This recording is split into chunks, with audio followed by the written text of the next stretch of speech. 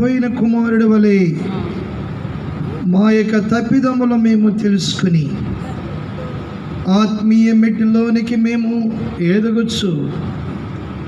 ప్రభువా, మీ విలువైన రక్షణ సంపాదించుకొని మీ రాజ్యములో ప్రవేశించు వారిగా చేరి జీవించుచున్నావన్న పేరు మాత్రము కాదు కానీ ప్రభువా నీవు మృతుడవే అని ప్రభువా ఇగో యొక్క ప్రకటన గ్రంథములో ఆ సంఘమునకు చెప్పినట్లుగా మా గురించి మీరు చెబితే మేము తట్టుకోలేము ప్రభువా. కాబట్టి మేమందరం ఆత్మీయంగా జీవించి మీ రాజ్యములో ప్రవేశించాలంటే క్రీస్తు ప్రభువా నీ యందు మేము విశ్వాసం ఉంచాలి. అలాంటి నిరీక్షణలోనికి మమ్మల్ని నడిపించుము. విత్తువాని యొక్క ఉపమానము ద్వారా మీరు మా సహోదరుని బలపరిచి వాడుకున్నారు. మొదటి వర్తమానము ద్వారా మాట్లాడారు. తిరిగి ప్రభువా ఈ యొక్క చివరగా పాత్రున్న యోగి నన్ను కూడా మీ సిలువ చాటున మరుగుపరచండి. ప్రభువా మా ప్రియులు కావలసిన మాటలు మీరు అనుగ్రహించు. మీ వాక్యమును వినగలిగే చెవి, గ్రహించే మనస్సు, మిమ్మను చూచు పవిత్రమైన నేత్రములను ఒక్కొక్కరికి అనుగ్రహించుమని ఈ స్థలములో మీ పుణ్యరక్తాన్ని ప్రోక్షిస్తున్నాము. ప్రతి వ్యక్తి మీదను, ప్రతి అంగుళ స్థలం మీదను మీ పుణ్యరక్తాన్ని ప్రోక్షిస్తున్నాము. ప్రతి విధమైన చీకటి శక్తులను మీ వ్రేలుతో గద్దిస్తున్నాము. వాటికి ఇక్కడెక్కడ అధికారం లేకుండా చేసి మీ వాక్యము ద్వారా మాతో మాట్లాడి మహిమ తెచ్చుకున్నామని యేసు నామమున అడుగుచున్నాను తండ్రి. ఆమేన్. ఆమేనని గట్టిగా అనండి. ఆమేను అనగా అలాగ జరుగును గాక. ప్రియులారా, మనమందరము కూడా ఒక సత్యమును నేర్చుకోవాలి. మన జీవితంలో,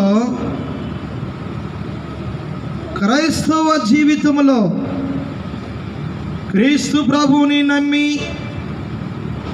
క్రీస్తు ప్రభువునందు విశ్వాసం ఉంచి ఆయన కొరకు మనము జీవిస్తున్నప్పుడు ఈ లోకములో నష్టము కలిగినను, శ్రమలు వచ్చినను ఎల్లప్పుడూ కూడా క్రీస్తునందు మనము ఆనందిస్తూ ఉండాలండి. ఎప్పుడు ఎలా ఉండాలి? క్రీస్తునందు మనము ఆనందిస్తూ ఉండాలి. క్రైస్తవులుగా మనమందరము నష్టము కలిగినను, శ్రమలు మనను చుట్టుముట్టినను ఎల్లప్పుడూ ఆనందిస్తూ ప్రభువుతో సంతోషిస్తూ ఉండాలని పరిశుద్ధ గ్రంథములో ప్రాముఖ్యమైన విషయాలు కొన్ని మనము చూద్దాము. హబక్కుకు రాసిన గ్రంథము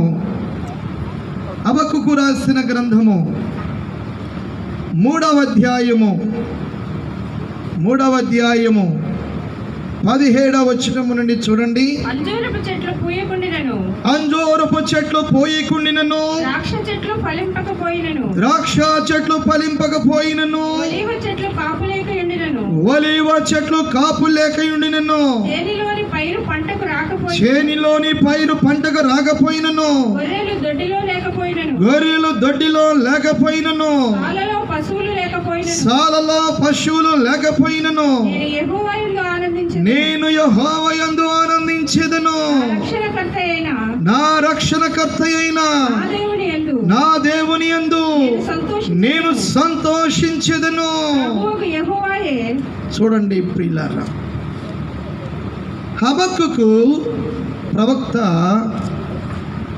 ఇజ్రాయెల్ దేశం మీదికి బబులోను దేశస్థులు శత్రువులుగా వచ్చి ఇజ్రాయెల్ దేశంలో ఉన్నటువంటి దేవాలయమును, అలాగని ఇజ్రాయెల్ దేశంలో ఉన్నటువంటి ఇజ్రాయేలు పండిస్తున్నటువంటి పంటలను, వారి పశువులను, వారు కలిగి ఉన్నటువంటి గృహములను సమస్తమును నిర్మూలన చేసి 70 సంవత్సరములు బబులోను దేశానికి బానిసలుగా తీసుకుని వెళ్ళారు. ఆ సమయంలో హబక్కుకు ప్రవక్త, జకరియా ప్రవక్త,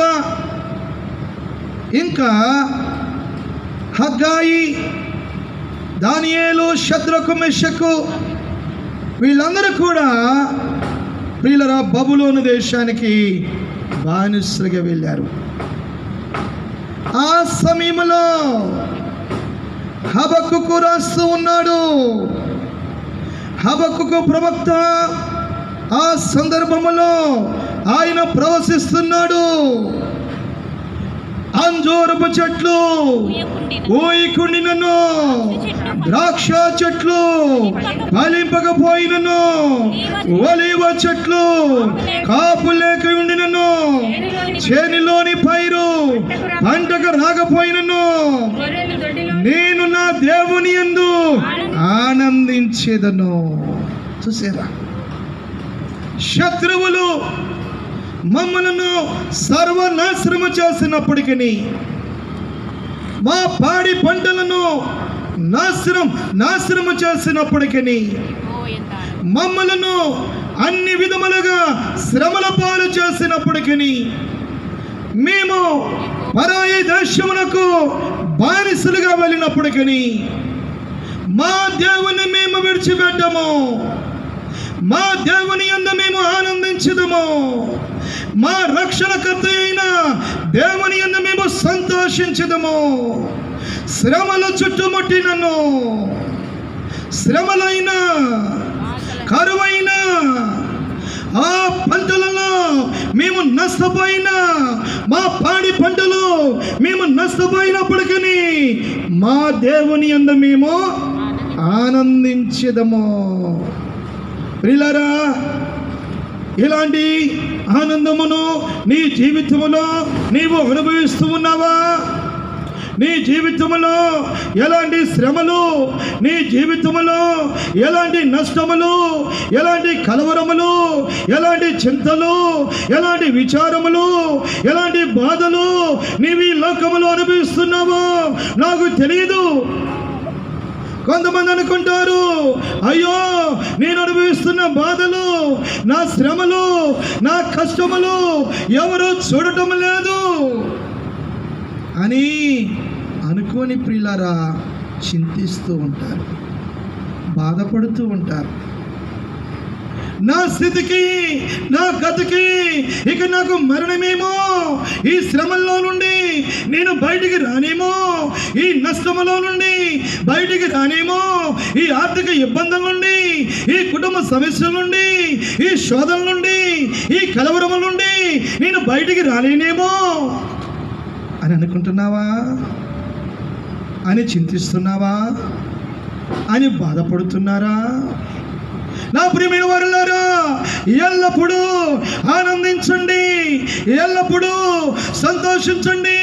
అవి నష్టములైనా, ఆర్థికంగా నువ్వు నష్టపోయినావా, అనారోగ్యముగా నువ్వు వ్యాధిగ్రస్తుడు అయిపోయినావా, నీవు వ్యాధిగ్రస్తురాలు అయిపోయినావా, నీ ఆరోగ్యము పాడైపోయినదా, చింతించవద్దు, బాధపడవద్దు. నష్టమైనను, శ్రమలైనను, కరువులైనను, బాధలైనను ఎల్లప్పుడూ మనం ఏం చేయాలి? ఆనందిస్తూ ఉండాలి, ఆనందిస్తూ ఉండాలి. చూడండి ప్రియులరా, కొంతమంది దేవుణ్ణి చూసి, దేవుణ్ణి నిజముగా నా యొక్క బాధలు, నా శ్రమలు చూడటం లేదనుకొని బాధపడుతూ ఉంటారు ప్రియులరా. లేదు ప్రియులరా, ప్రభువుకు తెలుసు, ప్రభు మనను గమనిస్తున్నారు. మనం ఎల్లప్పుడూ ఆనందిస్తూ ఉండాలి. అందుకనే ఫిలిప్పీ రాసిన పత్రిక 4వ అధ్యాయం చూడండి. ఫిలిప్పీ రాసిన పత్రిక 4వ అధ్యాయము 4వ వచనం అండి. ఎల్లప్పుడును ప్రభువునందు ఆనందించుడి, మరలా చెప్పుదును ఆనందించుడి. మీ సహనమును సకల జనులకు తెలియబడనివ్వుడి. ప్రభువు సమీపముగా ఉన్నాడు. ప్రభు సమీపముగా ఉన్నాడు. దేనిని గూర్చియు దేనిని గూర్చియు చింతపడకుడు గాని చింతపడకుడు గాని ప్రతి విషయములోను ప్రార్థన విజ్ఞాపముల చేత కృతజ్ఞతాపూర్వకముగా మీ విన్నపములు దేవునికి తెలియచేయుడి. అప్పుడు సమస్త జ్ఞానమునకు మించిన దేవుని సమాధానము యేసుక్రీస్తు వల్ల మీ హృదయములకును మీ తలంపులకును కావలి ఉండును. చూడండి, పరిశుద్ధుడైన పౌలు ఫిలిప్పీలకు రాస్తూ అంటున్నారు, ఎల్లప్పుడు మీరు ప్రభువునందు ఆనందించండి, ఎల్లప్పుడు మీరు ప్రభువునందు సంతోషించండి, మీ సహనమును సకల జనులకు తెలియబడనివ్వండి.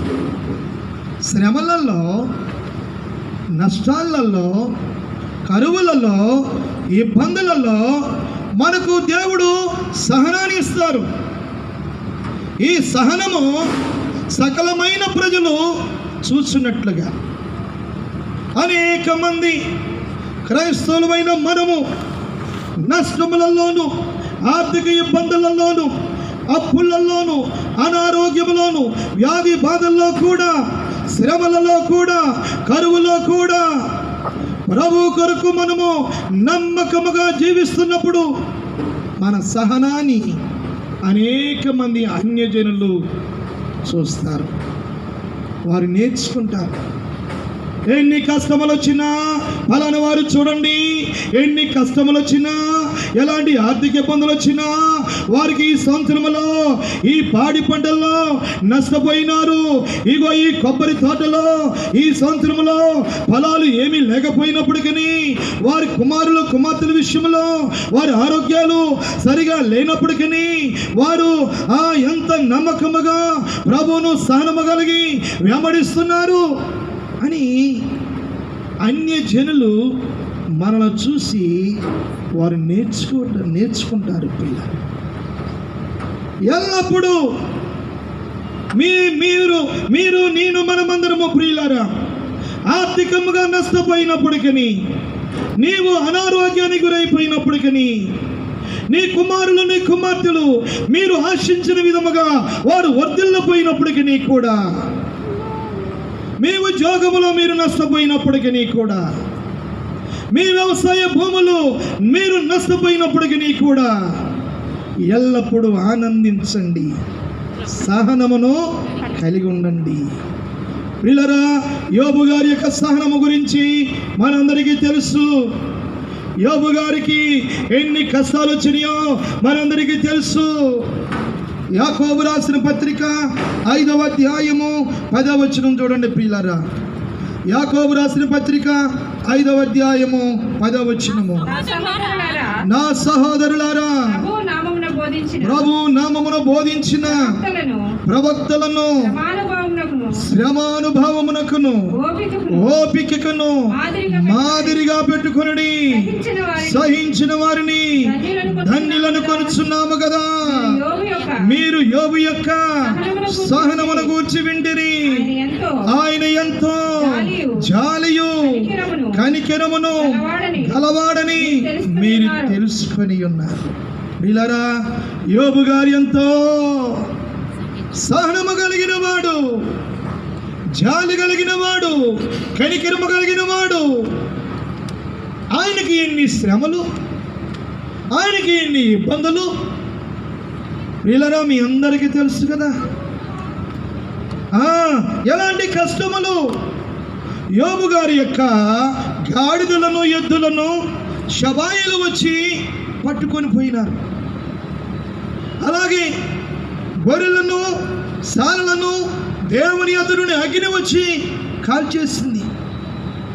అలాగే ప్రియులారా, కుమారులు కుమార్తెలు తమ యొక్క అన్న ఇంటిలో భోజనము చేయుచుండగా ఆకాశము నుండి నలుదిక్కుల వారి ఇంటి మీద ఈ యొక్క సుడిగుండం లాంటి ఈ యొక్క గాలి కొట్టగా ప్రియులారా ఆ యొక్క కూలిపోయి కుమారులు కుమార్తెలు అందరూ మరణించారు. ఒంటెలను శత్రువులు తీసుకొని వెళ్ళిపోయినారు. చూడండి యోబు గారు ఎంతగా పిల్లల సహనము కలిగినాడు, జాలి కలిగిన వాడు. దేవుడు అన్యాయం చేస్తున్నాడు, దేవుడు నాకు అన్యాయం చేస్తున్నాడని నోటి మాటతో కూడా అనలేదు. యోబు గ్రంథము చూడండి, యోబు గ్రంథం అండి మొదటి అధ్యాయము 20వ వచనం చూడండి. అప్పుడు యోబు లేచి తన పై వస్త్రములు చింపుకొని తల వెంట్రుకలు గొరిగించుకొని నేల మీద సాష్టాంగపడి నమస్కారం చేసి నేను నా తల్లి గర్భములో నుండి దిగంబరినే వచ్చి తిని దిగంబరినే అక్కడికి తిరిగి వెళ్ళిదును. యెహోవా ఇచ్చెను, యెహోవా తీసుకుని యెహోవా నామమునకు స్తుతి కలుగునుగాక. చూడండి, ఈ సంగతులలో ఏ విషయమందును యోబు ఏ పాపమును చేయలేదు, దేవుడు అన్యాయము చేస్తునని చెప్పలేదు. పిల్లలు చూడండి, ఏ విషయంలో కూడా నోటి మాటతో కూడా పాపము చేయలేదు. దేవుడు నాకు అన్యాయం చేస్తున్నాడు, యేసు ప్రభు నమ్ముకునడం వల్ల, యెహోవా దేవుని నమ్ముకోవడం వల్ల నాకు ఒరిగినది ఏమిటి? నాకు ఏం మేలు జరిగినది? నా భార్య నా పిల్లలు మరణించినారు, నా పశువులు సారలు తగలబడిపోయినవి, నా ఒంటెలను ఎద్దులను గాడిదలను శత్రువులు పట్టుకొని పోయినారు. నాకు ఒరిగినది ఏమిటి? నాకేం మేలు జరిగినది? నేను నా దేవుడైన యెహోవా యందు భయభక్తులు కలిగి జీవించడం వల్ల, యథార్థవంతుడిగా జీవించడం వల్ల, న్యాయవంతుడిగా జీవించడం వల్ల నాకేమి ఒరిగినది? నాకేం మేలు జరిగినది అని దేవుణ్ణి దూషించలేదు, యెహోవా నామమును దూషించలేదు. నోటి మాటతో కూడా దేవుడు అన్యాయం చేస్తున్నాడని అనలేదు. యెహోవా ఇచ్చెను, యెహోవా తీసుకుని పోయిను. యెహోవా నామమునకే మహిమ కలుగునుగాక. నా ప్రియమైన వారులారా, యోబు గారి వలె మీరు నేను అనగలమా? యోబు గారి వలె మీరు నేను యెహోవా నామమునకే మహిమ కలుగునుగాక, యెహోవా నామమునకే మహిమ కలుగునుగాక అనగలమా? ఎన్ని కష్టములైనా, ఎన్ని శ్రమలైనా, ప్రవక్తలను, దైవజనులను, ఇగో యోబు గారు లాంటి వారిని మనకు మాదిరిగా పెట్టుకోవాలి. ప్రభు కొరకు ఈ లోకములో ఎన్ని కష్టములైనా, ఎన్ని శ్రమలైనా, ఆర్థిక ఇబ్బందులైనా, నీ కుటుంబంలో నీవు నీ పశు మందులను కోల్పోయినప్పుడు కానీ, నీవు నష్టపోయినప్పుడు కానీ, నీ యొక్క గొర్రె మేక మందులను లేక నీ ఆర్థికంగా చితికిపోయినప్పుడు కానీ, మీ యొక్క వ్యాపారంలో నష్టపోయినప్పుడు కానీ, మీ యొక్క అప్పుల్లో మీరు కూరుకుపోయినప్పుడు కానీ, ప్రభువునందు మీరు ఎల్లప్పుడూ విశ్వాసము కలిగి విశ్వాసముతో ఆనందిస్తూ ఆయనతో కొనసాగుతూ ఉండాలి. దేవుడు ఏం మేలు చేస్తున్నాడని, క్రీస్తు ప్రభువారు ఏమి మేలు చేస్తున్నారని మనము వెనుకకు చూడకూడదు. ప్రియులారా, దేవుని కానీ, దేవుని సన్నిధిని కానీ, దేవుని సహవాసములు కానీ, దేవుని సంఘములు కానీ, దేవుని సేవకులు కానీ మనము విడిచిపెట్టకూడదు. యోబు గారు ఆఖరికి తన శరీరం అంతా కూడా కుళ్ళిపోయినది. తన భార్య వచ్చి మాట్లాడుతూ ఉన్నది, ఇంకనూ నీవు నీ యథార్థతను వదలకుందువా? దేవుని దూషించి మరణము కమ్మనిను, అందుకతడు మూర్ఖురాలు మాట్లాడినట్లు నీవు మాట్లాడుచున్నావు. మనము దేవుని వలన మేలును అనుభవించుదమా, కీడును మనం అనుభవింపదగదా? నేను ఈ సంగతులలో ఏ విషయమందును యోబు నోటి మాటతోనైనను పాపము చేయలేదు. చూడండి ప్రియులారా, మనము దేవుని వలన మేలును అనుభవించుదమా, కీడును అనుభవించ తగదా? చూడండి పిల్లరా, జరగరానివి జరుగుతున్నప్పుడు, మనము అనుకున్నవి పిల్లరా అసలు మన ఊహల్లో కూడా రానివి పిల్లరా జరుగుతూ ఉన్నప్పుడు యోబు గారి వలె సహనము కలిగి ఉండాలి. మనం సంతోషిస్తూ ఉండాలి, దేవునితో ఆనందిస్తూ ఉండాలి. పిల్లరా మీ అందరికీ తెలుసు, విలియం కేరీ అనే గొప్ప దైవజనుడు, గొప్ప మిషనరీ మన భారతదేశానికి వచ్చి ఎంతో సుమారు 40 సంవత్సరములో మన భారతదేశంలో వారి మిషనరీ సేవ చేసినారు. 12 భాషల్లో వారు బైబిల్ని తర్జుమా చేసినారు. ప్రియులారా 20 సంవత్సరములు ఆయన ఏం చేస్తున్నారంటే ప్రయాసపడి, ఎంతో కష్టపడి ప్రయాసపడి ఈ బైబిల్ తర్జుమా చేసే ఈ ప్రతులన్నీ కూడా ఆ యొక్క ప్రింటింగ్ ప్రెస్ కొరకు సిద్ధం చేసి 20 సంవత్సరములు 12 భాషల్లో అవన్నీ రెడీ చేసి ప్రింటింగ్ ప్రెస్ ఏర్పాటు చేసుకొని దీనికి సంబంధించిన మెటీరియల్ అంతా సిద్ధం చేసుకొని రెడీగా ఉన్నాడు. ఈ లోపల ఒక మధ్యాహ్న కాలం సమయంలో పిల్లరా ఆ యొక్క వారు ఏర్పాటు చేసినటువంటి ఆ ప్రింటింగ్ ప్రెస్, ఆ సామాగ్రి అంతా ఉన్నటువంటి ఆ గదిలో అగ్ని ఎలాగలుముకుందో మరి మొత్తము ఆయన తయారు చేసినటువంటి పిల్లల సామాగ్రి అంతా కూడా తగలబడిపోయింది. 20 సంవత్సరములు ఈ రోజుల్లోగా పిల్లల ఈ రోజుల్లో లాగా ఆ రోజుల్లో కంప్యూటర్ లేదు పిల్లరా. ఇలాగ మనకు ఫోటో స్టార్ట్ తీసుకోవడానికి ఏమీ లేవు. అప్పుడు ఆయన సొంతగా పిల్లల రోతతో రాసినటువంటి ప్రతులు అవన్నీ కాలిపోయినవి. చాలా నిరుత్సాహంలోకి వెళ్ళాడు. ఆయనను మరలా దేవునితో ఆయన మనసును పిల్లల ఐక్యపరుచుకొని ఇంగ్లాండ్లో ఉన్నటువంటి తన స్నేహితుడైనటువంటి ఒక గొప్ప పాస్టర్ గారికి లెటర్ రాస్తున్నారు. సహోదరుడా, నేను చేసిన తప్పిదములన్నీ కాలిపోయినవి, మరలా ప్రారంభము నుండి ఆరంభించవలసినది, నా కొరకు మీరు ప్రార్థన చేయండి. ఎలాంటి సంతోషం చూడండి. నా ప్రియమైన వారులారా, ఇలాగ మనం అనగలమా? నేను చేసిన తప్పిదములన్నీ కాలిపోయినవి, మరలా ప్రారంభము నుండి నేను సంపాదించుకోవాలి, ప్రారంభం నుండి నేను మరలా పోగు చేసుకోవాలి, నేను కష్టపడాలి, నేను ప్రయాసపడాలి, నేను తిరిగి మరలా సంపాదించుకోవాలి. ఇదిగో ఈ అప్పులలో ఈ ఆర్థిక ఇబ్బందుల్లో నేను నష్టపోయినవన్నీ, పోగొట్టుకున్నవన్నీ మరలా నేను కష్టపడి సంపాదించుకుంటాను అని అనగలమా? నా ప్రియమైన వారలారా, ఎల్లప్పుడూ కూడా మనము ఆనందిస్తూ ఉండాలి. విలియం కేరీ గారు మరలా ప్రింటింగ్ ప్రెస్ యొక్క ప్రారంభించి ఆ యొక్క 12 భాషల్లో ఈ బైబిల్ని తర్జుమా చేసినారు. ఈ లోకానికి ఎంత ఆశీర్వాదకరంగా ఉన్నారు. కాబట్టి నా ప్రియమైన వారలారా, నష్టమైనను, శ్రమలైనను, కరువైనను, వస్త్రహీనతైనను, ఇబ్బందులైనను ఎల్లప్పుడూ మనము ప్రభునందు ఆనందిస్తూ ఉండాలి, ప్రభునందు సంతోషిస్తూ ఉండాలి. ఎక్కడ మనము క్రీస్తు నుండి వేరైపోకూడదు. రోమీయులకు రాసిన పత్రిక 8వ అధ్యాయము 35వ వచనం చూడండి. రోమీయులకు రాసిన పత్రిక 8వ అధ్యాయం 35వ వచనం. క్రీస్తు ప్రేమ నుండి మనల్ని ఎడబాపు వాడెవడు? శ్రమైనను, బాధైనను, హింసైనను, కరువైనను, వస్త్రహీనతైనను, ఉపద్రవమైనను, ఖడ్గమైనను మనల్ని ఎడబాపునా?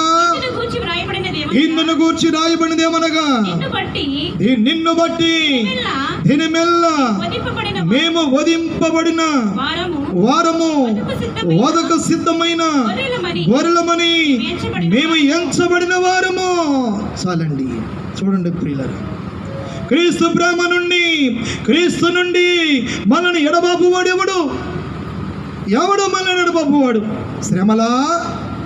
శ్రమలా, నష్టములా, ఆర్థిక ఇబ్బందులా, కుటుంబ సమస్యలా, అనారోగ్య బాధలా, వ్యాధులా, ఏది కూడా మనల్ని క్రీస్తు ప్రేమ నుండి ఎడబాపకూడదు. ఆర్థిక ఇబ్బందులైనా, అనారోగ్యములైన, వ్యాధులైన, కరువైన, వస్త్రహీనతైన, ఏ ఉపద్రవమైన ఏది కూడా మనను క్రీస్తు ప్రేమ నుండి ఎడబాపకూడదు. ప్రభు కొరకు మనము వధించబడిన గొర్రెలమైపోవాలి ప్రియులారా.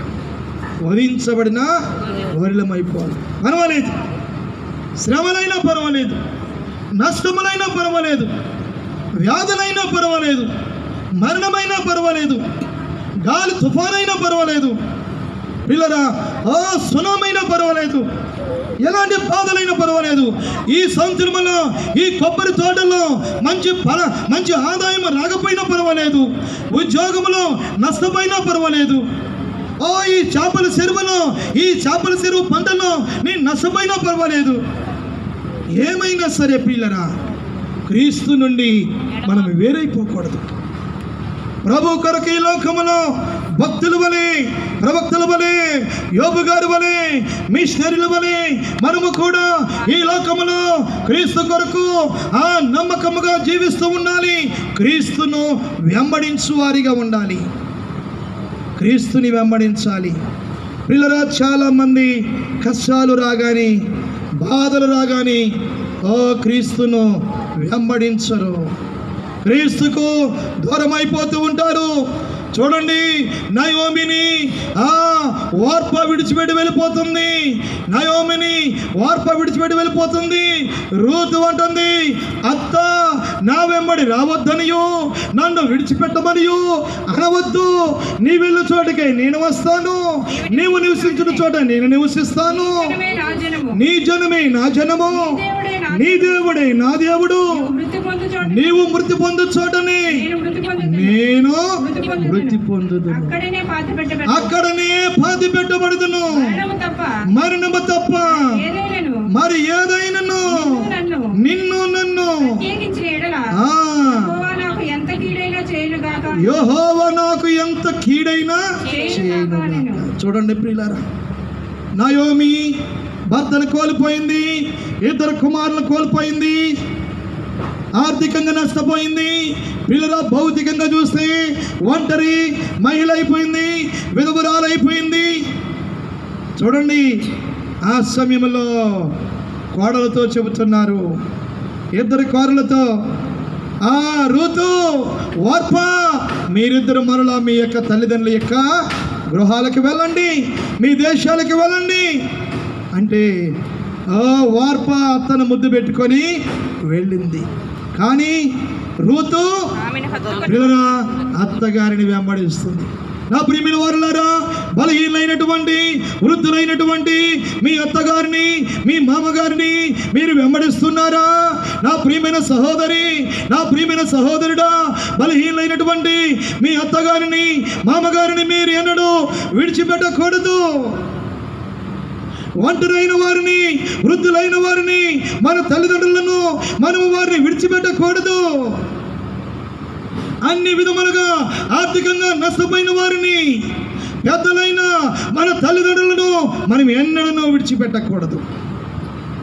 కరువు వచ్చిందని, అనారోగ్యానికి గురైపోయినామని, వ్యాధిగ్రస్తులమని, అయ్యో నేనే శ్రమలో ఉన్నాను, నేనే కరువులో ఉన్నాను, ఆర్థిక ఇబ్బందులతో నేనే సతమతమైపోతూ ఉన్నాను, నిన్నెక్కడ చూస్తానమ్మా, నిన్నెక్కడ చూస్తాను నాయన అని చెప్పేసి ఎంతమంది తల్లిదండ్రులను విడిచిపెట్టి వారు ఉన్నారు, ఎంతమంది అత్తగారులను మామగారులను విడిచిపెట్టి వారు ఉన్నారో నాకు తెలియదు ప్రియులారా.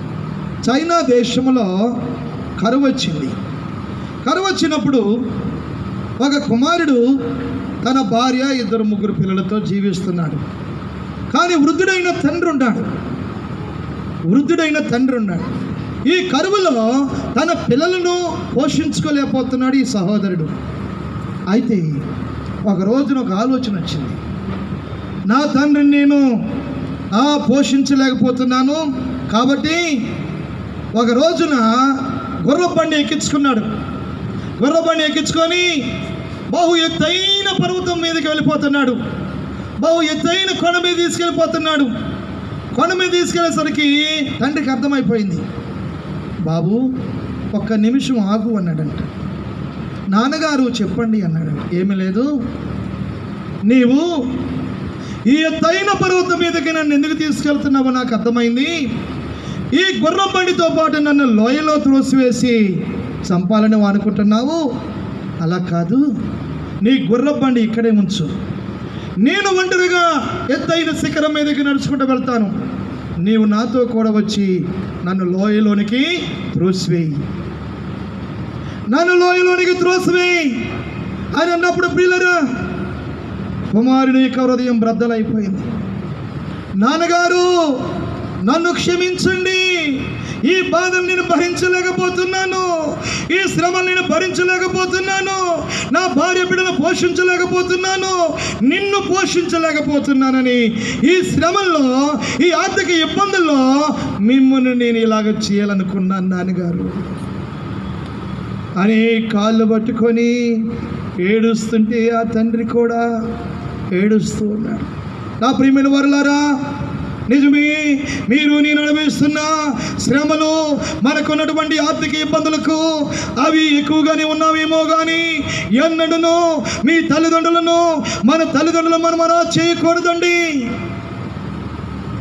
ఇగో రూతు ఒంటరి అయినటువంటి నయోమిని విడిచిపెట్టడం లేదు. అత్త, మీరు మా దగ్గరికి వచ్చినప్పుడు, మా దేశానికి వచ్చినప్పుడు సమృద్ధి గల వారిగా వచ్చినారు, ఐశ్వర్యవంతులుగా వచ్చినారు, ఇప్పుడు మీరు రిక్తులైపోయినారు, ఈ ఆఖరికి నీవు ఒంటరి దాని అయిపోయినావు. అత్త, నేను నిన్ను వెంబడిస్తాను, నేను నిన్ను విడిచిపెట్టను, నీవెక్కడ నివసిస్తావో నేను అక్కడే నివసిస్తాను. నా ప్రియమైన వారులారా, దేవుని బిడ్డలను వెంబడిస్తున్నావా? దేవుని భయం కలిగినటువంటి, దైవ భయం కలిగినటువంటి నీ అత్తగారిని, నీ మామగారిని నీ వెంబడిస్తున్నావా, లేక వారిని విడిచిపెడుతూ ఉన్నావా? ఎంతమంది విడిచిపెడుతూ ఉన్నారు ప్రియులారా. నయోమి దైవ భయం కలిగినటువంటి తల్లి, ఆ తల్లిని ఈ అత్త వెంబడిస్తుంది. అలాగే నా ప్రియమైన వారులారా, దైవ భయము కలిగినటువంటి దేవుని సేవకులను, దైవజనులను శ్రమలైనను, కరువులైనను, ఎన్నడును నష్టములైనను, వ్యాధి బాధలైనను, నీవు ఈ లోకములో ఎలాంటి శ్రమలో ఉన్నప్పటికీ దేవుని విడిచిపెట్టకూడదు, క్రీస్తు నుండి నీవు వేరైపోకూడదు, దేవుని సన్నిధి నుండి నీవు వేరైపోకూడదు, దేవుని సేవకుల ఎదురు నుండి నీవు వేరైపోకూడదు. క్రీస్తు ప్రభుని వెంబడిస్తూ దేవుని సేవకులను వెంబడించే వ్యక్తిగా నేను ఉండాలి ప్రియులారా.